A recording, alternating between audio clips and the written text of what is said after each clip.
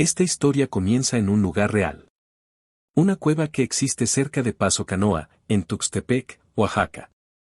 Un lugar al que durante años se le ha conocido como la Cueva del Diablo. Y lo más inquietante no es su nombre. Son las historias que la gente de la región ha contado sobre lo que supuestamente ocurre dentro. Se habla de personas que acudían para realizar rituales. De otros que buscaban hacer pactos con el diablo. Y de una advertencia que ha pasado de boca en boca. Si vas a entrar, no lo hagas solo. Porque cuentan que quienes se internaban profundamente tenían que hacerlo amarrados con una cuerda para poder encontrar el camino de regreso. Y que si alguien entraba solo y se perdía, podían no regresar jamás. Esta historia está inspirada en esos relatos reales que rodean a la cueva. Y después de escucharla completa, quiero que me digas si tú conoces otra versión.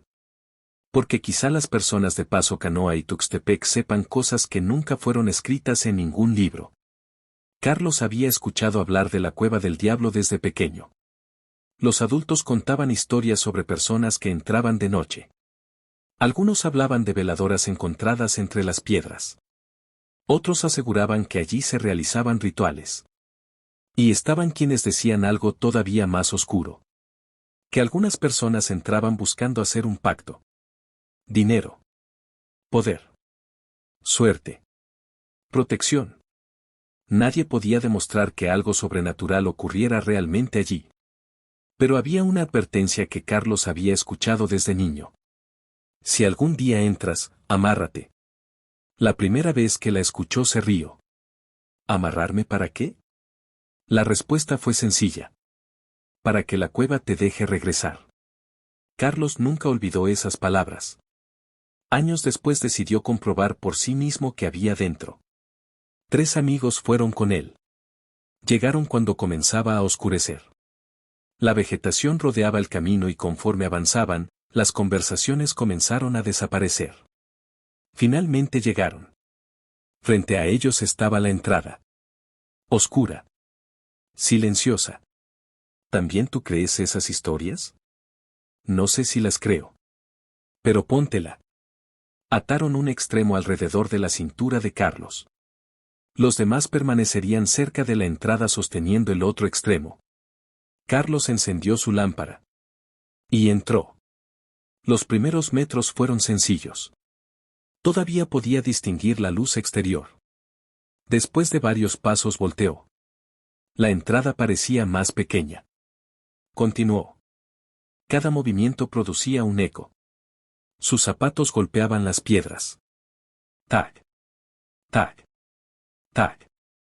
Entonces escuchó otro paso. Carlos se detuvo. Silencio. Volvió a caminar. Tac. Tac. Y detrás. Tac. Se detuvo nuevamente. Nada. Me estoy sugestionando.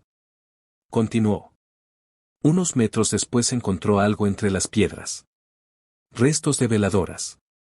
Algunas estaban completamente consumidas. Otras conservaban parte de la cera. Carlos iluminó alrededor. Había otros objetos que no pudo identificar. Encontré veladoras. Gritó hacia sus amigos. Esperó. Nadie respondió. ¿Me escuchan? Nada. Agarró la cuerda. Todavía estaba tensa. Eso significaba que seguían del otro lado. Entonces escuchó. Carlos. Se quedó inmóvil. ¿Qué? Silencio. Pensó que sus amigos estaban intentando asustarlo. Ya los escuché. Y volvió a sonar. Carlos. Pero esta vez entendió algo. La voz no venía desde la entrada. Venía desde las profundidades de la cueva. Carlos retrocedió. Jaló la cuerda. Sáquenme. Nada.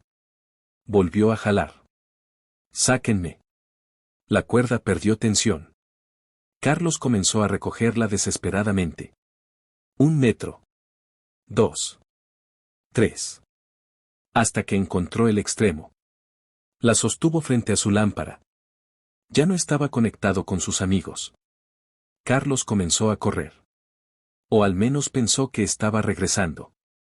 5 minutos. 10. La entrada no aparecía. Entonces recordó las palabras que había escuchado cuando era niño.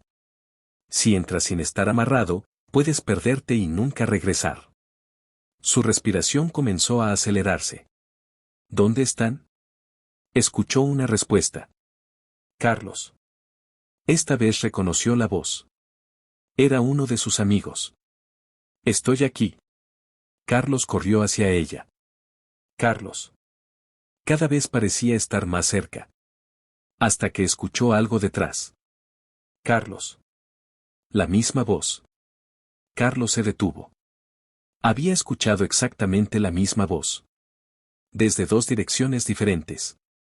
Apuntó la lámpara hacia adelante. Nada. Giró lentamente.